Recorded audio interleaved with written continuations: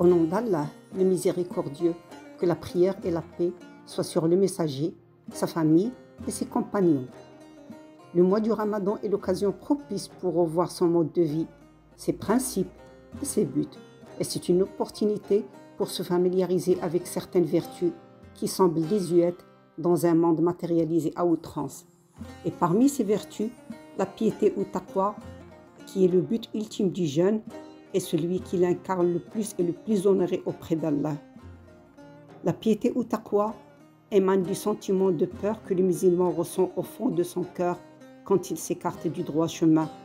Elle commence par la croyance en l'unicité de Dieu et ses graines en chapelé d'autres vertus aussi belles.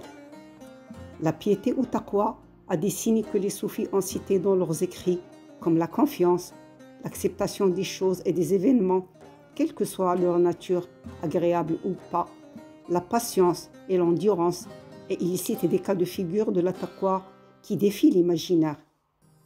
La taqwa étant l'épine dorsale de la droiture et de la bonne conduite, le Coran l'ordonne avant de décréter des devoirs et avant d'établir des interdits.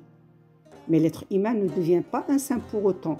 Il peut se tromper, mais il lui reste une porte de sortie honorable qui est le repentir sincère qui coupe la parole au geste.